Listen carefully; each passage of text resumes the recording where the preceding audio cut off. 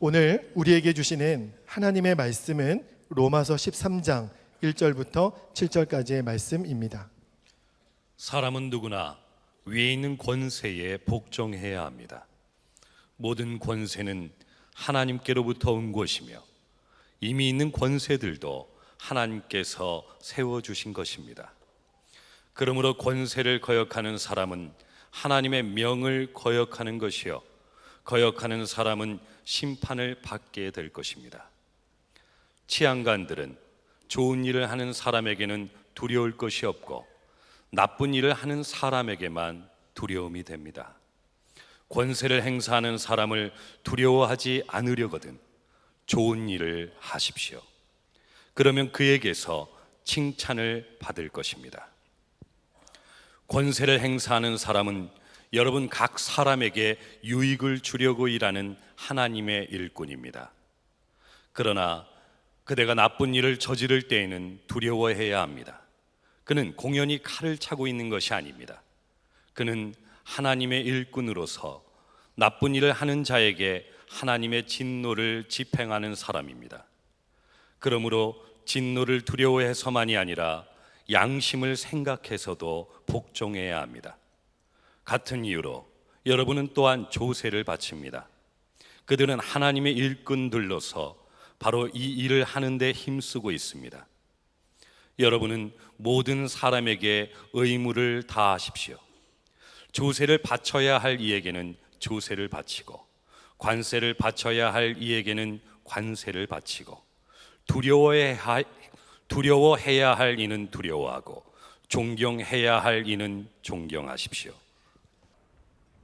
여러분, 오늘 이 로마서 13장 1절부터 7절까지 말씀을 읽으시고 기분이 별로 안 좋으신 분들이 있으셨을 거예요.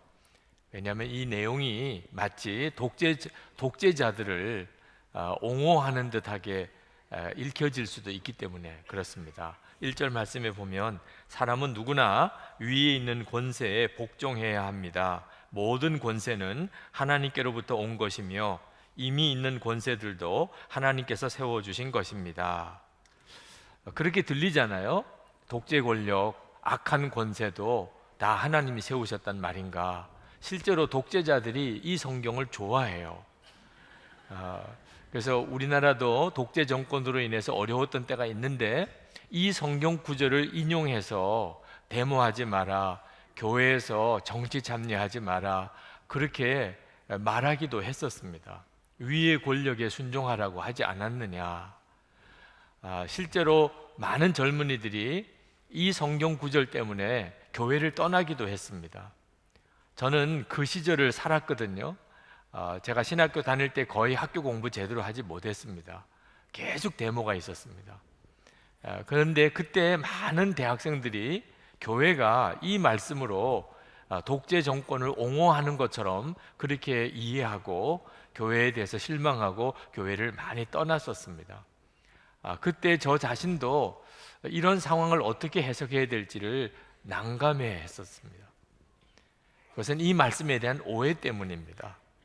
독재자들도 이 말씀을 오해했고 교회도 진정한 복음의 능력을 알지 못한 채 이 말씀을 적용하다 보니까 그런 오해를 가져오게 된 거죠. 사실 이 말씀의 원래 의미는 이런 뜻입니다. 악한 정권, 김일성이나 히틀러나 이런 악한 독재자들에게도 우리가 다 하나님이 세우신 권세로 여기고 복종해야 된다, 이런 의미가 아니고 우리는 예수 그리스도로 인하여 하나님 나라 시민이 되었다는 겁니다. 그렇지만 그렇기 때문에 이 세상 정부에 대해서 우리가 무시하거나 또는 이 세상 정부에 대해서 우리가 배척해서는 안 된다. 우리는 하나님 나라 시민이지만 동시에 이 세상에서도 아주 성실하고 인정받는 이 세상 정부의 또 시민이어야 한다, 그런 뜻입니다. 하나님의 시민이니까, 하나님 나라 시민이니까 나는 이 세상에서는 마음대로 살 거야, 나는 이 세상 정부에 대해서, 권력에 대해서는 아무 의무가 없어, 이런 태도를 가지면 안 된다, 그런 뜻입니다. 4절 6절에 보면 당시에 이 로마 제국을 하나님의 일꾼이라고 이렇게 사도 바울은 표현을 했습니다. 사도 바울이 로마 제국이 얼마나 사탄적인 요소가 있는지를 모르는 사람이 아닙니다. 황제 숭배라든지 또는 무력으로 민족과 족속들을 정복하는 것을 어떻게 하나님의 일꾼이라고 했겠어요? 사도 바울이 이 로마 제국을 하나님의 일꾼이라고 이렇게 표현했던 것은 사람들이 살아가고 있는 이 질서를 유지하는 기능 때문입니다. 이 질서를 유지하는 기능이 선한 사람은 상을 주고 악한 사람은 벌을 하는, 그리고 도둑을 잡고 그리고 질서를 유지하는 이런 기본적인 정부의 기능이 이것이 하나님이 허락하시는 영역이라는 것이죠. 그 점에 대해서는 어떤 권력도 다 하나님이 허락하신 거라는 거예요. 무정부 상태가 더 위험하기 때문에 그렇습니다. 어떤 정부도 기본적으로 선한 사람은 상 주고 악한 사람은 벌합니다. 어떤 정부도 도둑은 잡고 질서는 유지하려고 합니다.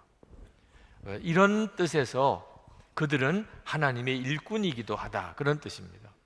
그러므로 세금을 내라, 의무를 다하라, 그렇게 사도 바울이 우리에게 권하고 있습니다. 이것은 예수님께서도 그렇게 말씀하신 겁니다. 마태복음 22장 21절에서 가이사의 것은 가이사에게, 하나님의 것은 하나님께 바치라, 세금 문제에 대해서 예수님이 주신 답입니다. 그러니까 세상 정부에 대해서도 의무를 성실하게 다하고 하나님은 하나님을 향하여도 우리가 책임을 다하라, 그런 뜻이죠. 예수님께서 재판을 받으셨습니다. 하나님의 아들이 일개 이 세상 총독 앞에서 재판을 받았습니다. 그때 재판하던 빌라도가 이렇게 말했습니다. 요한복음 19장 10절에 내가 너를 놓을 권세도 있고 십자가에 못 박을 권세도 있는 줄 알지 못하느냐. 그때 예수님께서 대답하셨습니다. 위에서 주지 아니하셨다면 나를 해할 권세가 없었으리니. 예수님을 십자가에 못 박아 죽일 권세를 하나님이 주셨다. 이건 대단한 언급이시죠. 예수님을 십자가에 못 박아 죽일 그 권세도 하나님이 주신 것이라고 인정하셨습니다. 그리고 그 권세에 의하여 십자가에 못 박혀 죽으셨습니다. 이것이 성경이 말하는 이 세상 권세에 대한 우리 그리스도인들의 기본적인 태도입니다. 자, 그러면 하나님을 대적하는 악한 권세에 대해서 우리는 무조건 복종만 하면 되는 건가? 그런 말씀은 아닙니다. 기본적으로 선을 격려하고 악을 억제하고 질서를 잡고 도둑을 잡는 이런 기능을 하는 정부에 대해서 우리가 기본적인 의무를 다해야 하지만 하나님을 대적하는 일에 대해서는 우리는 절대로 복종할 수가 없는 거죠. 그때는 우리는 고난을 각오해야 합니다. 그들에게 복종하지 않음으로 인하여 우리가 고난을 당해야 된다면 그것을 축복이라고 여기고 고난을 받아야 한다는 겁니다. 다니엘의 세 친구 사드락, 메삭, 아벳느고가 있습니다. 그들은 느부갓네살 왕이 만든 금신상에 절을 하지 않았습니다. 그래서 풀무불에 던짐을 받았습니다. 그들이 재판을 받을 때 느부갓네살 왕이 호통을 쳤습니다. 그들은 느부갓네살 왕을 왕으로 인정하고 존중히 말했습니다. 절대로 대항하거나 모욕하거나 저주하거나 하지 않았습니다. 그러나 그들은 느부갓네살 왕은 분명하지만 신에게, 신상에 절을 하라, 이것만큼은 우리는 순종할 수가 없다. 우리를 죽인다 할지라도 우리는 순종하지 않을 것이다. 그런 태도를 가졌고 결국은 풀무불에 던짐을 받았죠. 초대교회 때 로마 제국이 황제 숭배를 강요할 때 크리스천들은 다 순교했습니다. 일제시대 때 일본이 천황을 숭배하는, 살아있는 신이라고 하는 천황을 숭배하도록 그렇게 할 때 그때 기독교인들은 그 일에 대해서 거부하고 감옥에 가기도 하고 또 순교하기도 했습니다. 하나님이 우리에게 주신 명령은 선으로 악을 이기라는 겁니다. 로마서 12장 21절에 세상 권력이 아무리 우리에게 악하게 한다 하더라도 우리는 오직 선으로 악을 이기라. 이것이 하나님이 우리에게 허락하신 세상과 대하여 우리의 태도입니다. 지난 한국 역사를 이렇게 돌아볼 때 한국 교회가 잘못한 것이, 아쉬운 것이 있습니다. 그것은 한국 역사 속에 독재 정권이 들어섰을 때 한국 교회가 고난을 감수하고 아닌 것은 아니라고 이야기하고, 그리고 복종할 수 없는 것은 복종할 수 없다고 이야기하지 못했던 것이죠. 그때 많은 그리스도인들이 정부 요직 곳곳에 있었습니다. 그렇지만 고난을 감수하고도 하나님의 뜻대로 할 수 있는 용기가 한국 교회와 그리스도인들에게 없었던 것입니다. 그 점이 우리에게는 아주 부끄러운 역사가 됐습니다. 그러나 우리는 그게 얼마나 어려운가를 압니다. 그래서 절망스럽습니다. 권력이 얼마나 강합니까? 고난이 얼마나 두렵습니까? 우리는 너무나 약합니다. 과연 선으로 악을 우리가 이길 수 있을까? 그런 절망감이 듭니다. 그래서 여러분, 예수를 잘 믿어야 합니다. 지금은 그런 시대가 아닌 것 같지만 앞으로 또 언제 그런 시대가 올지 모릅니다. 그때 우리가 부끄러운 일을 반복하지 않으려면 우리가 지금 정말 예수를 잘 믿어야 합니다. 어제 다시 복음 앞에 집회가 이제 끝나는 날이었습니다. 임석순 목사님께서 아주 귀한 말씀을 하셨는데 복음 안에서 우리에게 주어진 놀라운 진리를 말씀하셨습니다. 우리가 예수를 믿으면 죄의 종로로 닫은 우리의 옛사람이 예수님과 함께 죽고 우리는 예수님의 생명으로 예수님과 연합한 자로 살게 된다고 하시면서 그 예수님과 연합한 자가 누리는 축복 중에 하나가 우리가 이미 하나님 나라에 간다는 것입니다. 우리는 죽고 난 다음에 하나님의 나라에 간다고 생각하지만 성경을 가만히 보면 우리가 예수를 진짜 믿을 때 우리는 이미 하나님 나라에 갑니다. 에베소서 2장 5절 6절을 같이 읽겠습니다. 허물로 죽은 우리를 그리스도와 함께 살리셨고 너희는 은혜로 구원을 받은 것이라. 또 함께 일으키사 그리스도 예수 안에서 함께 하늘에 앉히시니. 여러분, 성경은 분명히 말씀합니다. 우리는 예수님과 연합한 자이기 때문에 예수님이 부활 승천하셨을 때 우리도 예수님과 함께 하늘에 앉았다. 하늘 나라에 이미 우리는 앉았다. 그렇게 말씀하고 있습니다. 골로새서 1장 13절에도 똑같이 말씀합니다. 그가 우리를 흑암의 권세에서 건져내사 그의 사랑의 아들의 나라로 옮기셨으니. 우리는 이미 하나님의 나라로 옮겨진 존재입니다. 그래서 우리가 거기서 하나님 나라의 시민권을 받은 거죠. 하나님의 나라로 옮겨졌기 때문에. 빌립보서 3장 20절에 그러나 우리의 시민권은 하늘에 있는지라 거기로부터 구원하는 자 곧 주 예수 그리스도를 기다리노니. 여러분 모두는 예수님을 믿을 때 이미 하나님 나라로 옮겨졌고 그리고 하나님 나라의 시민권을 받은 사람입니다. 우리는 이제 이 세상을 사는 것이 외국인으로 사는 겁니다. 우리에게 있어서 이 세상은 외국입니다. 이것을 우리가 분명히 깨달을 때 우리의 삶이 완전히 달라집니다.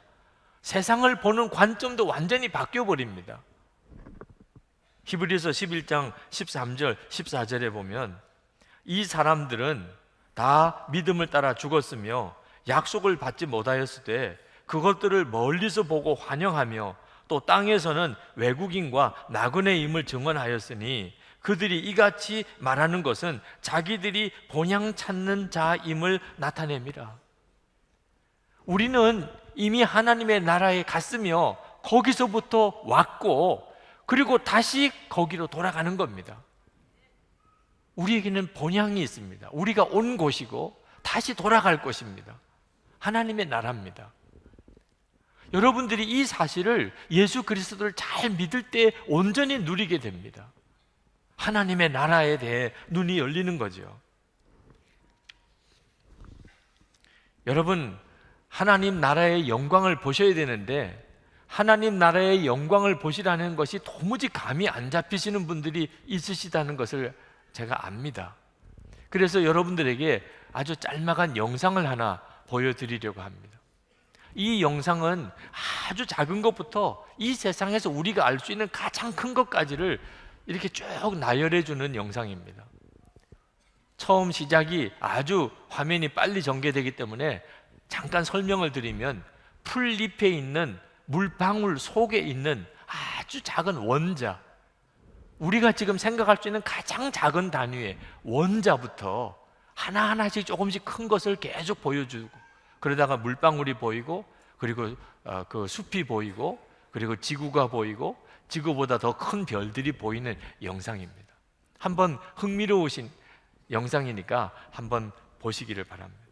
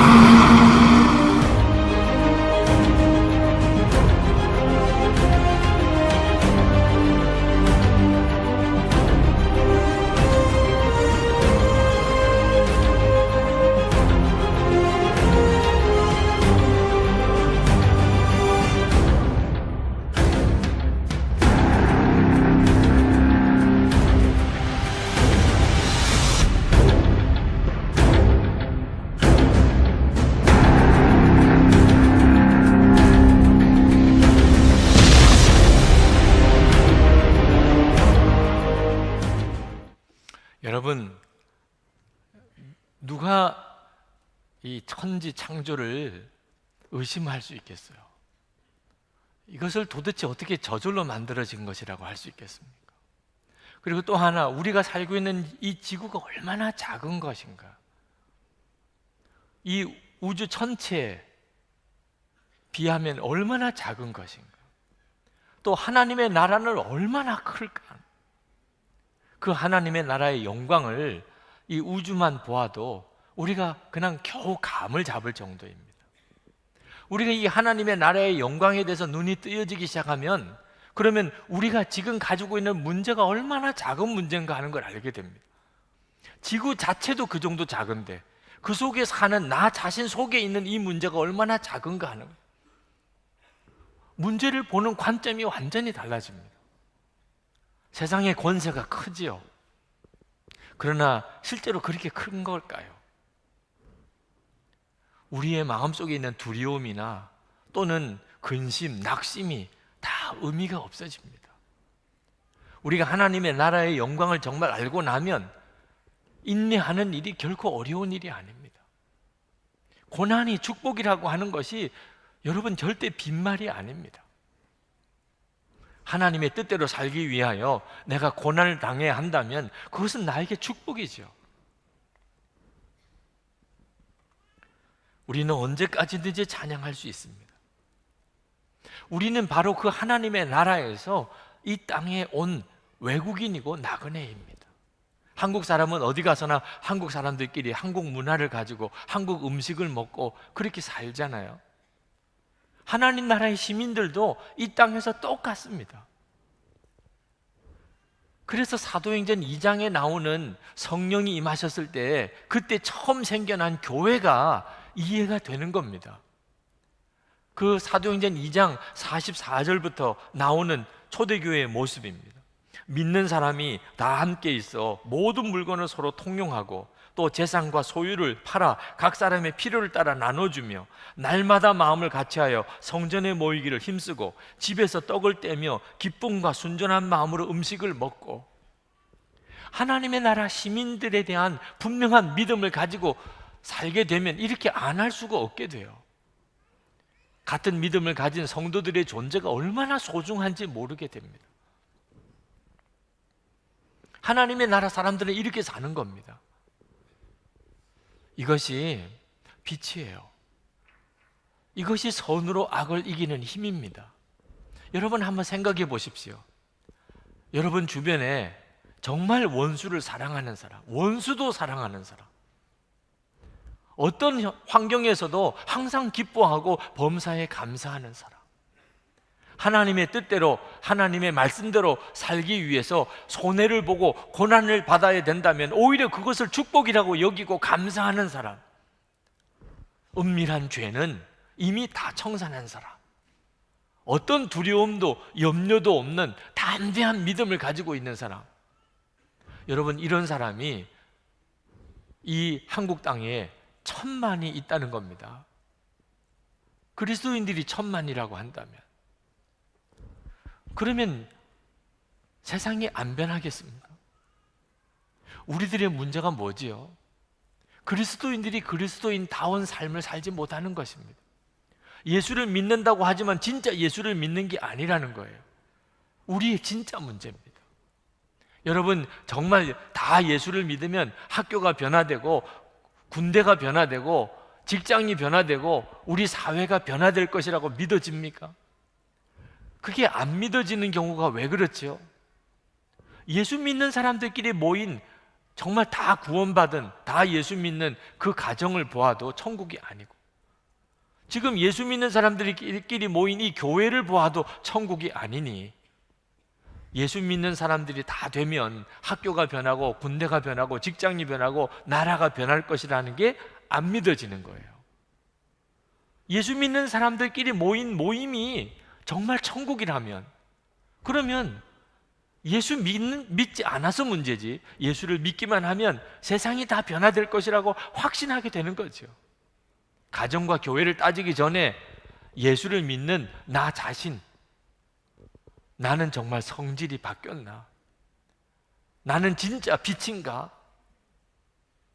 이 점에 대해서 확신이 안 들면 예수 믿으면 학교도 변하고 직장도 변하고 사회도 변하고 나라도 변하고 군대도 변하고 이게 믿어지지 않는 겁니다. 예수 믿어도 내가 안 바뀌는데, 나 자신도 안 바뀌었는데, 그러나 반대로 예수를 진짜 믿게 되고 하나님의 나라를 바라보는 눈이 뜨이게 되고 예수님과 온전히 동행하는 사람이 됐다면, 그리고 자기 자신이 자기 스스로를 생각해 봐도 나는 이미 옛날의 내가 아니야. 나는 벌써 옛사람은 죽고 이제는 예수님으로 사는 자가 되었구나. 그러면 그는 예수를 안 믿어서 그렇지, 예수를 믿기만 하면, 그러면 우리 학교가 변화되고 이 나라가 바뀔 것에 대한 확신이 어찌 안 들겠습니까? 한국 교회가 독재 정권 때 뭘 잘못한 거지요? 데모를 안 한 겁니까? 그 점은 앞으로 우리에게 중요한 숙제일 것입니다. 또 이런 일이 벌어졌을 때 교회는 분명하게 하나님의 뜻이 무엇인지를 밝힐 수 있어야 될 겁니다. 그러나 그보다도 더 중요한 잘못이 있습니다. 그것은 예수 믿는 사람이 진짜 어떤 사람인지를 보여주지 못한 것입니다. 사실 정치적인 입장에 있어서는 여도 있고 야도 있습니다. 우리 교회 안에도 조금 연세가 있으신 분들은 여가 많으시고 젊은 분들은 야가 많습니다. 담임 목사는 어디 편에 서야 될지 모르겠어요. 그래서 저는 정치적인 어떤 견해에 대해서는 거의 이야기를 하지 않습니다. 그건 사실 별로 의미가 없다고 생각합니다. 여도 있어야 되고 야도 있어야 됩니다. 정치적인 견해는 다를 수 있어요. 문제는 진짜 예수 믿는 사람인가? 정말 예수 믿는 사람이라면 그가 입장이 좀 보수적이고 진보적이고 그건 별 문제가 안 되고 오히려 하나님 안에서 너무나 조화롭게 하나님이 이 세상을 만드신 하나님의 계획인 것입니다. 중요한 것은 그가 여든 야든 진보든 보수든 진짜 예수 믿는 그 사람인가? 정말 예수님으로 사는 그 사람인가? 하나님의 나라의 영광을 본 그 사람인가 하는 거죠. 그가 일찍 태어났다면 고종 황제 대신에 왕이 되었을 이재영이라고 하는 왕손이 계십니다. 그분이 태어났을 때 벌써 고종 황제가 이미 왕이 되었기 때문에 서열상으로는 그가 더 위지만 그는 왕이 되지 못했습니다. 그가 26세 과거에 합격을 하고 그리고 경상도 풍기 군수로 갔었지만 을사 보호조약이 체결되고 너무 비통한 마음으로 그는 군수직 내려놓고 그리고 방랑자가 되었습니다. 집에 있는 땅은 아내에게 그냥 맡기고 그는 전국을 돌아다니면서 방랑 생활을 했습니다. 1904년 그가 선영에 참배를 하려고 가는 길에 마부 한 사람을 고용을 했는데 엄귀현이라고 하는 마부입니다. 그 마부가 나으리 하면서 이 이재영을 극진히 섬겼습니다. 어느 날 이 마부가 전도를 하는 겁니다. 나으리, 예수 믿으시지요? 하나님께서 이 세상을 너무나 사랑하셔서 독생자를 보내주셨는데 누구든지 저를 믿으면 죄사함을 받고 영생을 받게 됩니다. 나으리도 예수를 믿으시고 영생을 얻으시기 바랍니다. 이 이재영이 화가 잔뜩 났습니다. 불쾌한 생각이 들었습니다. 아니 마부 주제에 감히 나에게 예수를 믿으라고? 이재영은 그때 당시에 예수 믿는 거에 대해서 별로 좋게 생각하지 않았던 때입니다. 건방진 소리 하지 마, 말이나 잘 몰아, 그렇게 핀잔을 주고도 어떻게 이 사람이 이렇게 대범하게 나에게 예수를 믿으라고 전도를 다 하나, 그런 생각은 들었어요. 그래서 또 그 사람에게 핀잔 섞인 말을 했습니다.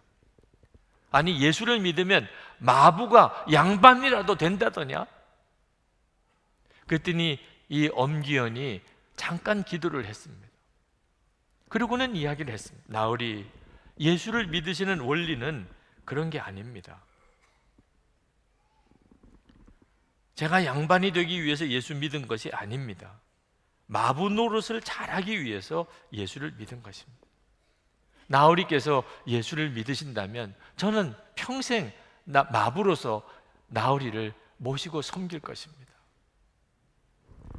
이재영이 그 말에 마음에 충격을 받았어요. 어떻게 일개 마부의 입에서 이런 말이 나오나? 도대체 이렇게 말할 수 있는 사람이 누군가? 예수를 믿는다는 게 뭐길래 아니 마부가 저렇게 말을 할 정도인가? 그래서 예수를 믿는 것에 대해서 상당한 호감을 가지고 있다가 그가 이제 방랑 생활을 끝나고 집으로 돌아갔더니 아내가 예수를 믿고 있는 거예요. 성동교회를 다니고 있는 겁니다. 그리고 자기를 자꾸 교회를 가자고 전도를 하는데 부흥회가 열렸다는 겁니다. 1903년 하디 선교사님으로 인해 시작된 한국의 부흥의 물결이 서울에도 와서 성동교회에서 부흥회가 열렸어요. 부흥회를 억지로 참석을 했는데 거기서 이 마부 엄기현을 만난 겁니다. 자기에게 전도를 해준. 그는 교회의 영수가 되어 있었습니다. 영수는 지금으로 말하면 장로님과 같은 분인데 교회의 모든 살림을 책임지고 예배당도 건축하고 교회를 관리하는 총 책임을 맡고 있는 그런 교회의 중요한 직책이었습니다. 그가 이 엄영수에게 자기가 교회 바깥에서는 왕손이지만 교회 안에서는 우리가 다 그리스도 안에서 형제라고 하니 내가 당신을 형님이라고 부르겠다. 그래서 이 왕손인 이재영이 마부인 귀현을 형님이라고 불렀습니다. 그리고 그렇게 그가 예수를 믿고 그리고 나중에 그가 성동교회 장로가 됩니다. 그리고 평양신학교를 졸업하고 목사가 되고 남대문교회 그리고 성동교회 담임 목사를 했습니다. 여러분이 왕손이었던 이재영이라고 하는 사람이 어떻게 예수를 믿게 된 거죠? 바로 이 마부였던 엄영수 때문입니다. 그가 진짜 예수 믿는 사람이었기 때문에. 진짜 예수 믿는 사람이라는 게 이렇게 놀라운 것입니다. 그러니까 빛을 본 거죠. 그 사람에게서 빛을 본 겁니다. 여러분, 우리가 할 수 있는 것은 바로 이렇게 진짜 빛이 되는 것입니다. 예수 그리스도 그분이 빛이시잖아요. 내가 예수님과 온전히 연합함으로 나를 통하여 빛이신 주님이 드러나시게 되면 어두움의 세상이 그것을 감당할 수가 없습니다. 하나님께서 우리에게 세상을 변화시킬 지위를 주신다면 우리는 능히 그 일을 해낼 수 있는 사람이어야 합니다. 영국의 윌리엄 윌버포스는 영국의 정치가 그는 20대에 벌써 의원이 됐습니다. 그러나 그때 당시에 영국의 정치 현실이 얼마나 부패하고 타락했는지 자기는 그들과 함께 이렇게 정치를 할 마음이 조금도 없어졌습니다. 그는 성직자가 되고 싶었어요. 그래서 그때 당시에 목사님들에게 그가 자기의 이 고민을 신앙 상담을 했습니다. 그때 노예 상인이었다가 회심하고 목사였던 뉴턴이 당신의 사역지는 영국 국회요. 당신의 사역지는 교회가 아니고 영국 국회입니다. 라고 하는 말씀이 하나님의 음성으로 들렸습니다. 그래서 그가 마음을 정리하고 그는 정치에 전념합니다. 그는 정말 하나님 앞에서 영국이 해결해야 될 일이 하나 있다고 그가 깨달았는데 그것은 노예제도를 철폐하는 것이었습니다. 그러나 이 노예제도를 철폐하는 것은 거의 불가능한 일과 같이 여겨졌습니다. 영국의 수입, 국가 수입의 3분의 1이 노예 무역에서 나옵니다. 영국의 왕족, 귀족, 군인, 그리고 상인, 재벌 모든 이들이 다 그 노예 무역의 혜택을 보고 있었습니다. 엄청난 로비가 있습니다. 그래도 윌리엄 윌버포스는 국회에서 150번이나 그는 아주 강하고 담대하게 체구도 왜소한 그 사람이 정말 사자후를 토하는 연설을 합니다.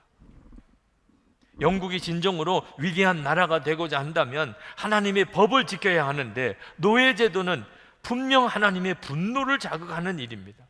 기독교 국가를 자처하는 영국이 황금의 눈이 멀어 노예제도를 갖고 있다니 이러고도 오래 살아남을 제국은 역사에 없었습니다. 결국은 윌리엄 윌버포스가 죽기 얼마 전에 영국 국회는 노예제도를 영원히 폐지하는 법안을 통과시키게 됩니다. 여러분, 우리는 세상을 능히 변화시킬 수 있는 빛입니다.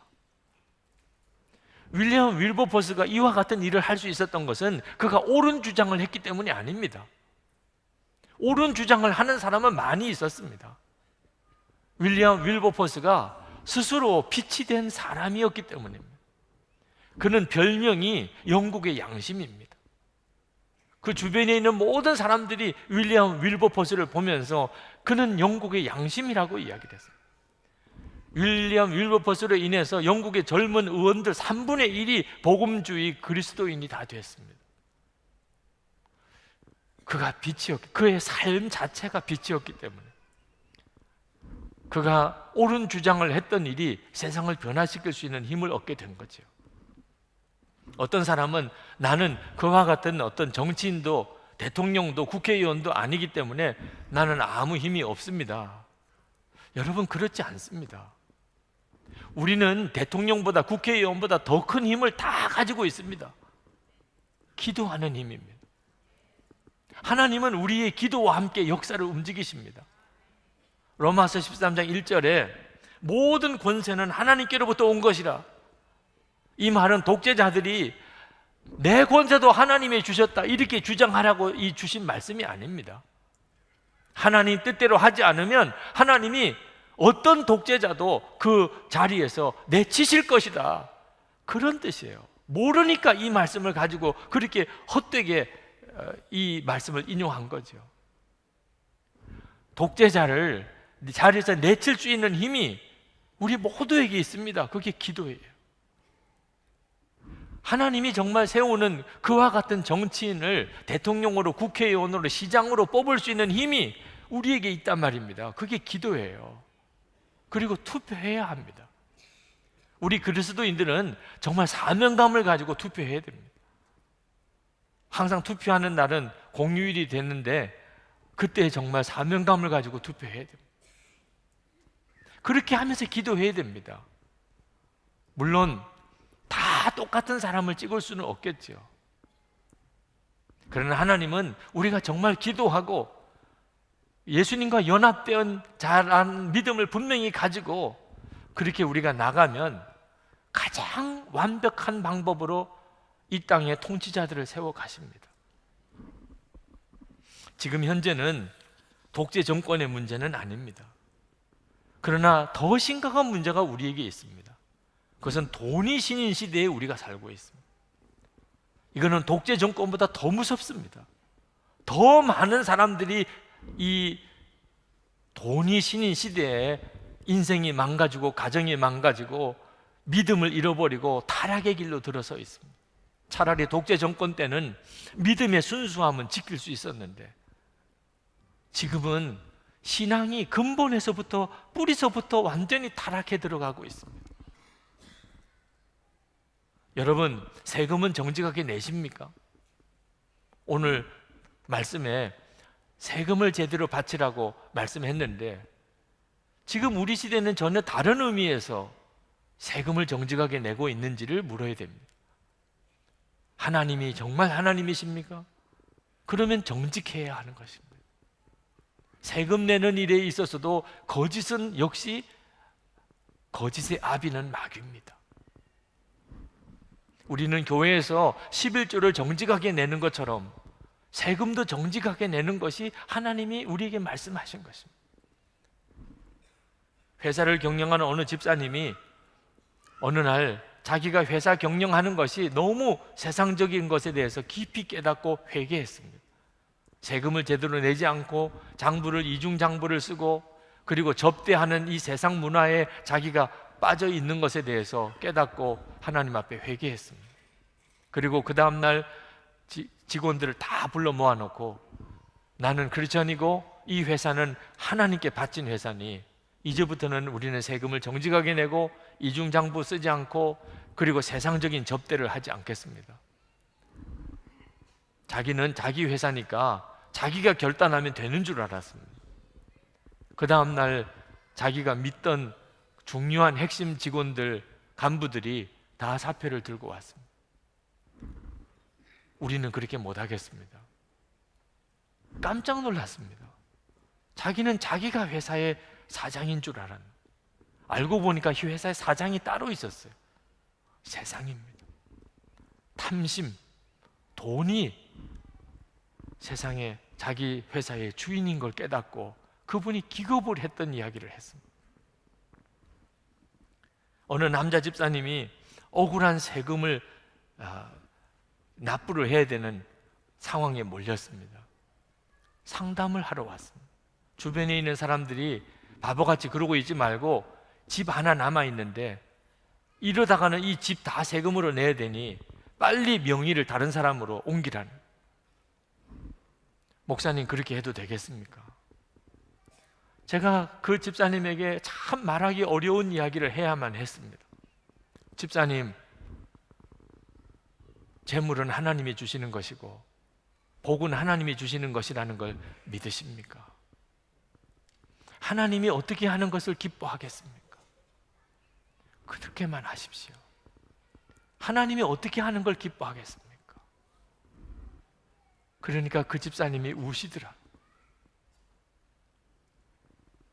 사실 집 하나 있는데 억울한 세금으로 그걸 다 물어야 된다는 것은 정말 고통스러운 일이겠지. 거기서 우리의 믿음이 드러나는 겁니다. 나는 정말 누구를 믿느냐 하는 거죠. 우리 그리스도인들이 철저하게 이렇게 살기 시작하면, 그러면 악이 세상을 지배하지 못합니다. 영국은 한때 너무나 사회가 방탕하고 타락했었습니다. 그때 웨슬레 목사님을 통해서 성령의 역사가 일어났습니다. 그들은 단 하나 예수를 잘 믿게 된 것뿐입니다. 예수를 잘 믿게 된 거예요.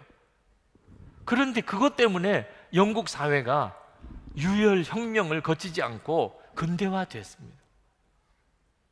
이거는 엄청난 일이죠. 지금 우리는 통일을 앞두고 있습니다. 이 통일 시대에 어떻게 이 통일 한국을 이끌어 갈 것인가? 하나님은 우리들에게, 저는 그 사명을 맡기셨다고 믿습니다.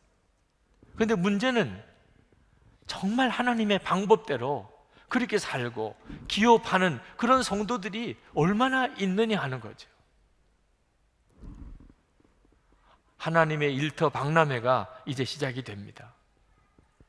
이 일은 우리 교우들에게 이 세상이 돈이 신인 지금 이 시대에 무슨 일이 있어도 하여튼 돈은 벌어야 된다고 생각하는 시대에 그게 아니라 우리는 하나님의 뜻대로 기업을 경영한다. 하나님의 뜻대로 가게를 꾸려갈 것이다.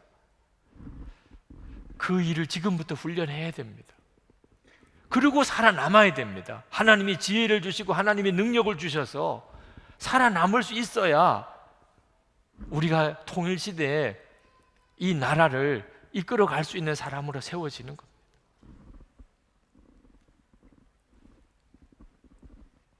우리가 하나님을 정말 알고 하나님의 나라의 그 영광을 보게 되면 이건 아무것도 문제가 되지 않습니다. 세상 악하다고 한탄만 하지 마십시다. 우리가 빛이 되기를, 진짜 예수 믿는 자가 되기를 그렇게 기도하시기를 바랍니다. 기도하십시다. 진짜 예수님을 믿고 싶습니다. 정말 하나님의 나라의 그 영광을 제게 보여주시기 바랍니다. 무엇이 진짜인지, 무엇이 정말인지를 제가 분명히 눈뜨게 되기를 원합니다. 그래서 어떤 상황이 올지라도 하나님의 말씀대로만 나아갈 수 있게 되기 원합니다. 주여, 제가 여기 있습니다. 나를 붙들어 주시옵소서. 주님, 내게 역사해 주옵소서. 통성으로 기도하겠습니다.